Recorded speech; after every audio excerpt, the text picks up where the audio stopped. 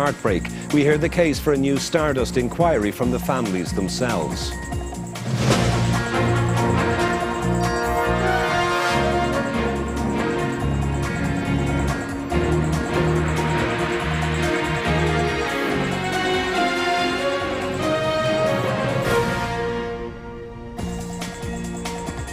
Hello and welcome to the programme. Later tonight, the sentencing lottery.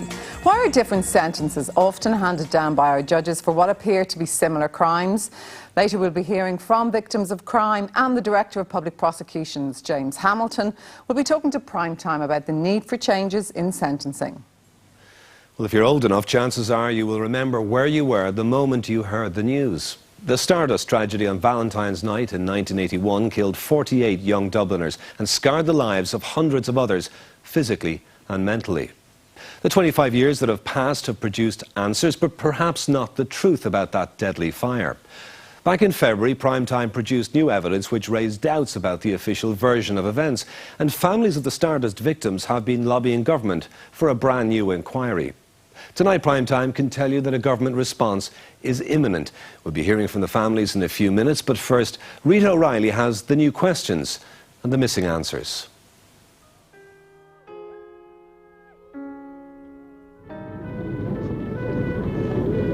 Tonight, the Stardust families are still waiting for answers. A response from government is imminent, but amongst relatives, there's mounting frustration over delays. 48 dead, 5 left unidentified in unmarked graves. Now, one of those bodies can be identified, and no thanks to the efforts of the authorities. I feel betrayed, you know, because we did trust the people in authority.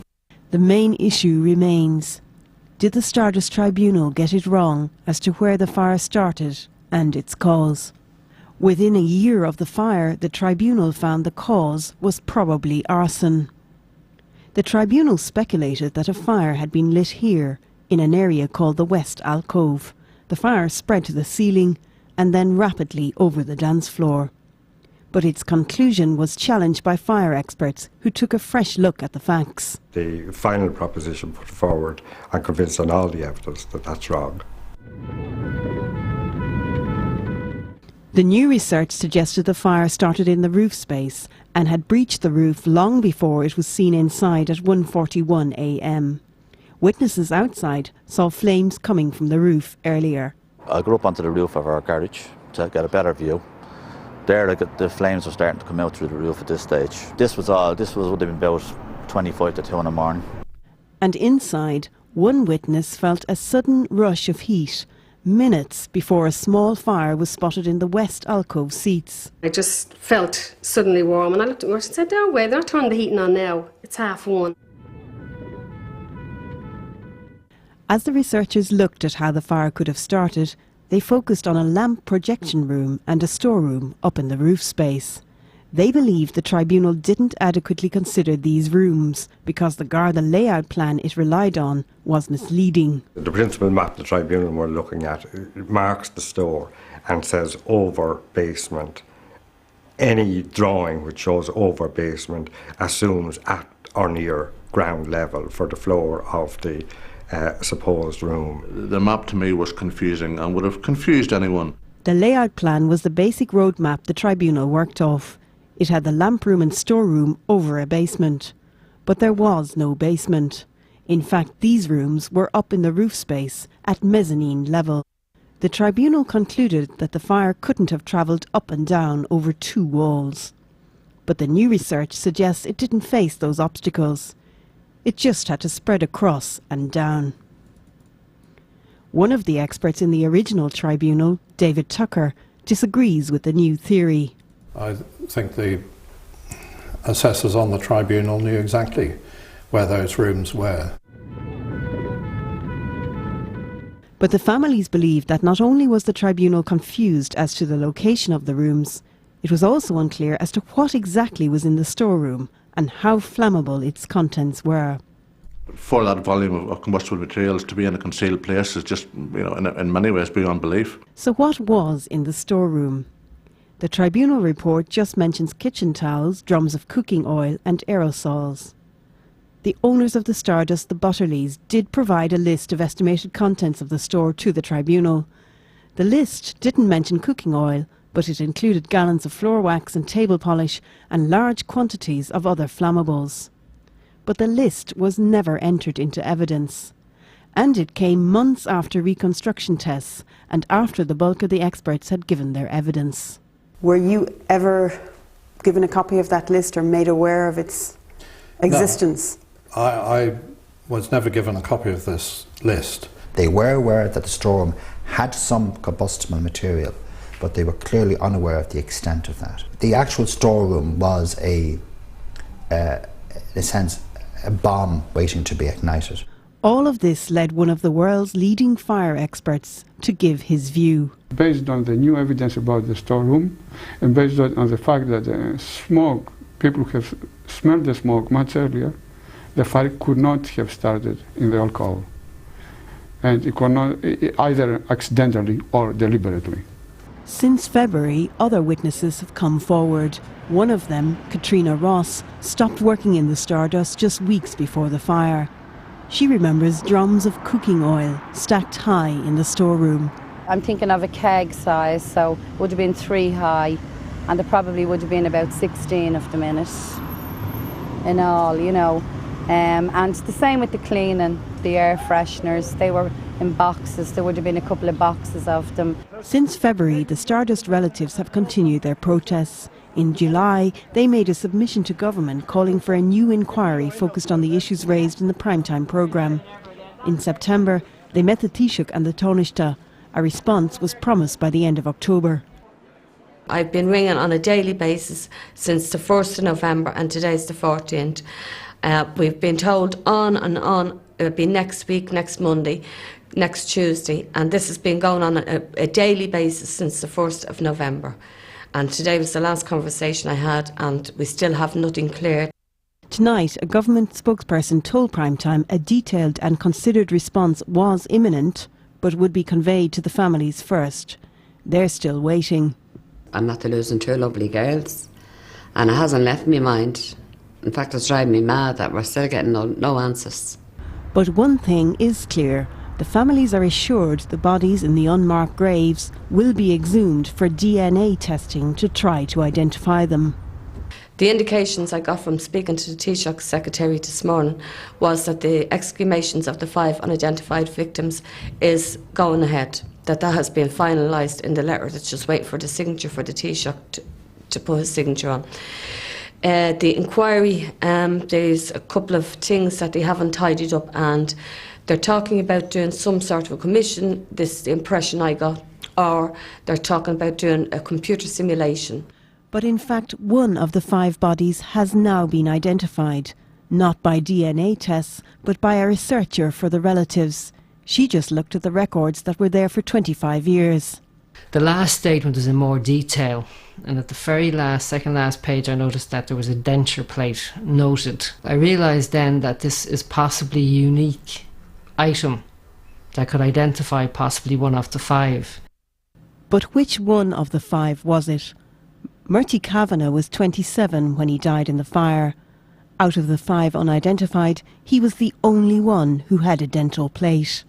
If there was only 5 people that were unidentified, and one of them wore a denture plate, and that was my brother, and that was overlooked, I just think it's very shoddy. Well, a dental plate is a replacement for a missing tooth or teeth. If a Garda taking notes at a post-mortem said a plate had come out of such and such a body, end of story, it has survived. And that should be a very readily identifiable body at that stage. It's astonishing that it never got any further than that. I felt really angry. We could have had some kind of closure that, you know, put flowers or some kind of marking that he had lived and he was part of this human race. The apparent mistake has left Murty Kavanagh's sister adamant that only a new inquiry can get to the bottom of the Stardust debacle. If they've overlooked something like that, what other things have they overlooked? That maybe takes a little bit more detail and a little bit more, you know, looking into. And that report is from Rita O'Reilly. Well, Greg O'Neill, your solicitor for the families of the victims, government say tonight that a decision, a response to your call for an inquiry is imminent. How do you respond? Well, I would be pleased to have that response. I think the families have been waiting for some basic information about what actually happened, because they never accepted the findings of the Tribunal of Inquiry, and they've been waiting for 25 years. We submitted a very detailed report on our investigation into the issues and the new evidence in July. We were promised a response by the end of October. It's now the middle of November. We still are waiting. As Antoinette has said, and as Ms. Kavanagh said, we're still awaiting answers. I know this statement tonight is new to you, but it does say that the detailed and considered response will have significant expert input from the Forensic Science Laboratory. Seems they've at least taken your claims seriously, the new evidence we talked about in that report. I wait with a certain degree of caution what the Forensic Science Laboratory is going to give us, because I don't think, and this is something which I refer to the original report, Judge Keane was not himself too impressed with the service he got from the Forensic Science Laboratory at the time. And I think that we need fresh eyes and an independent mind brought to bear. The Stardust families, with my assistance, brought on board independent scientific evidence. And we've got the top fire expert in Europe, in my opinion. I want to come back to that evidence in a moment, but this is obviously all about the experience of people like yourself, Breed McDermott. Breed, William, George, your sons, and Marcella, your daughter, your 16-year-old daughter, were killed in the Stardust tragedy. What's amazing for many people is that still 25 years on, there are still big questions, unanswered questions for you. Yes. 25 and a half years on, and no questions, no truth. And that's what I want, is the truth. That's what we all want, 48 that died. What's the one thing that's outstanding, the one thing you're not happy about, above all else, in the official version? The one thing that I'm not happy about, and that is that nobody was ever brought to justice for the death of 48 young people. 25 years on. 25 years. If I live to be another 25 years, I'll feel the same. I'm very hurt over that, because our country is always preaching to us justice. I remember when I was a child with my mother, going back many years ago as a child, looking up at this building and saying to her, what is that building? And more or less the roof appealed to me because it was round and it was green. And I said to her, what is that building? She says, that is the building for justice. If anyone does you any wrong, that is where you go to get justice. And I said, the lady holding the scales, I said, what's she doing? She said she's a symbol of justice. And that's what I want for my 3 children. I can hear the desire you have for justice in everything, every sense of what you say, but for many people, do you feel that it's history for many people in this country, ancient history in some cases? Well, if it goes on much longer, it will be ancient history. The children that died in 1943, 3 children, that's ancient history. And the Stardust government hasn't learned from that. And it was much the same. They're forgotten. The Taoiseach, you've met the Taoiseach. Do you get a sense from him that he is serious about getting to the truth, but also giving you what you're looking for, another inquiry? I hope he will. I hope he listens. And I hope he reads the book of submission carefully. I would like him to do that. I just want to go back to Greg O'Neill just about that book of submission, because one of the things the original tribunal found was that this fire was caused by probable arson. What difference would it make if a new verdict was produced by a new inquiry? Because they didn't find it was probable arson. They came to the conclusion it was arson on the basis of a hypothesis. they admitted there was no evidence to support the hypothesis. It was in the absence of evidence, it was that more likely hypothesis.